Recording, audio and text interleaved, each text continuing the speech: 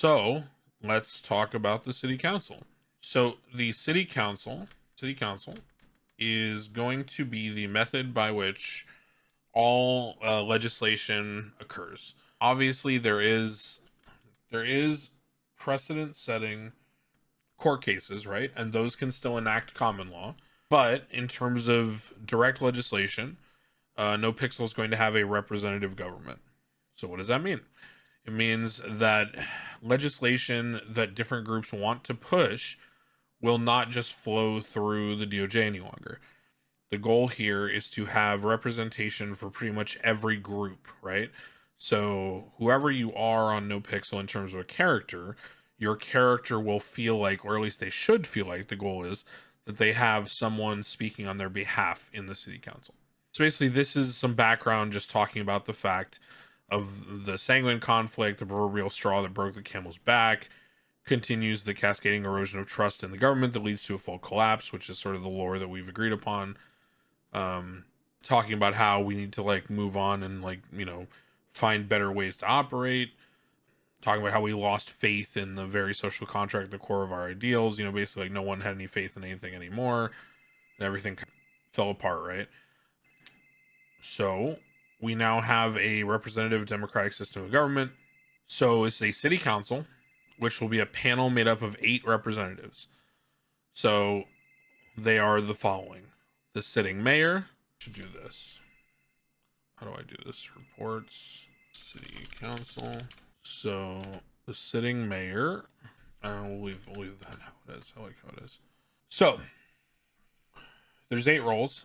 So there's the sitting mayor, the chief of staff, the deputy mayor, the chief justice of the DOJ, the head of the bar association, the healthcare liaison, the law enforcement liaison, and the treasurer. Each role has their own function. The system ensures that one voice does not drown out the many.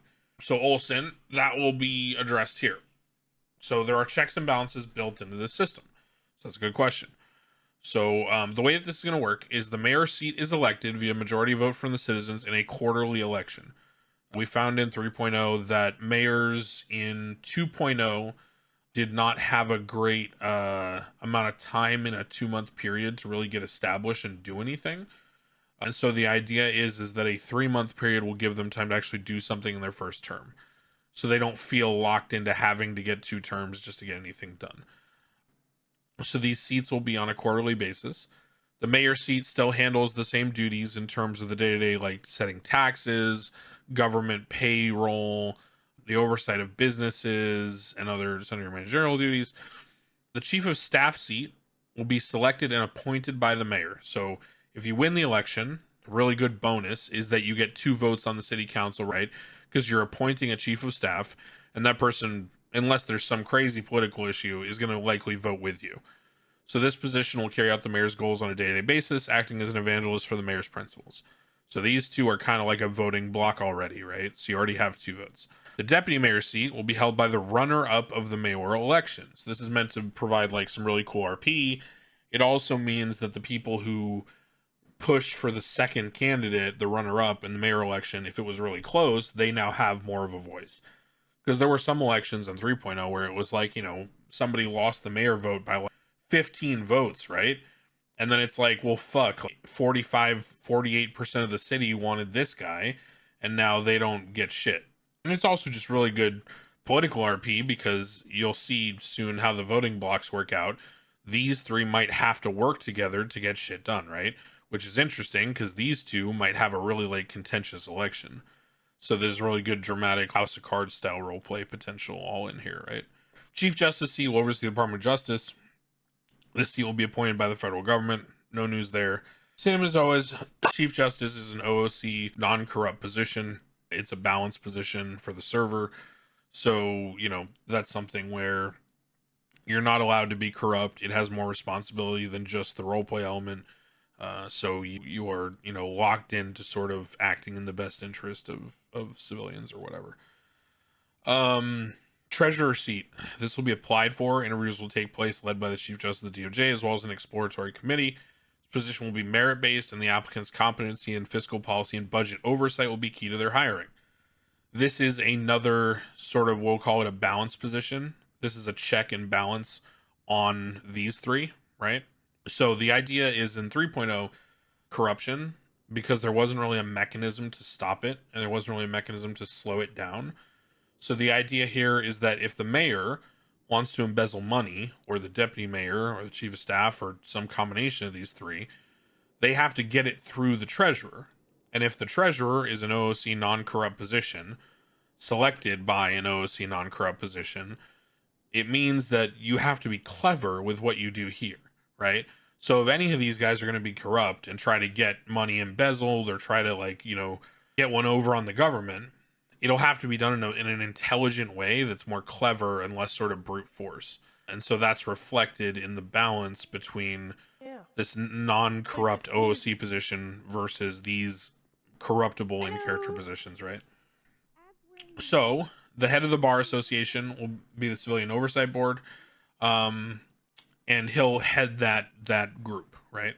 This position will also be OOC non-corrupt for very obvious reasons, right? You don't want a corrupt lawyer overseeing PD punishments. That just sounds fucking ridiculous. So these 3 seats are OOC non-corrupt, right?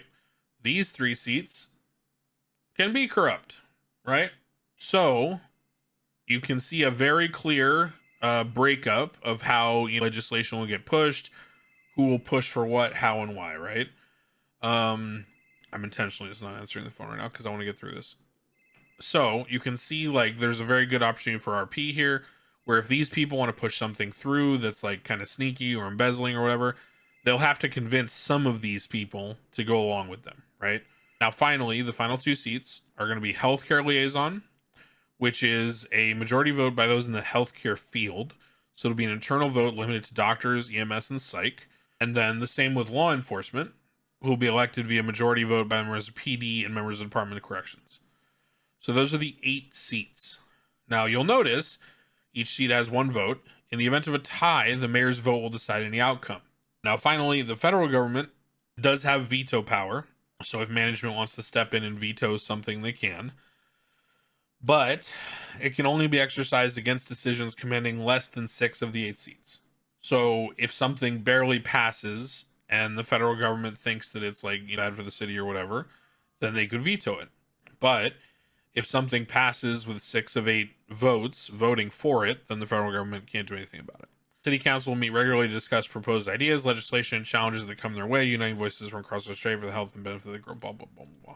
Does this give the council impeachment powers? Impeachment powers are discussed in the Constitution, and impeachment would happen under the DOJ as a hearing like it did before. That would be one of the roles of the Chief Justice as a OOC appointed non-corrupt position, is to oversee impeachment hearings for corruption, it's negligence, etc. Because you could be a treasurer and be OOC non-corrupt and still be grossly negligent, right? You could be like really bad at your job. That's fine. That's not like corruption. Any plans on how much time the federal government had to veto one of these 3.0's getting the OK often took for a long time? Yeah, that's because all legislation went through the Senate. That's why it took a long time. And it was always about trying to get feedback. Here it would only come up in very rare, I don't think that'll be an issue at all. So yeah, that is the city council. And I think that it's fairly well balanced, because you can just, if you just mock up election scenarios in your head, right, which is what I tried to do when I was working on this. Aleko, thanks, man. So one of the things you can mock up in your head is, like, let's say the mayor puts forth legislation regarding, some minor thing, right? And it goes kind of against like law enforcement and doctors, right? So automatically there's 2 votes against them. Let's say the deputy mayor, even though he disagreed with the mayor in the election, agrees on this small thing, right? So now you've got 3 in favor, 2 against, 3 to vote, right? So these guys, if they can work together, have a very strong voting block. Because remember, the tie goes to the mayor, right? So if these 3 work together, all you need is 1 vote of these 5 civilian government roles to get something through, right? So it's a very good chance for stuff to get pushed.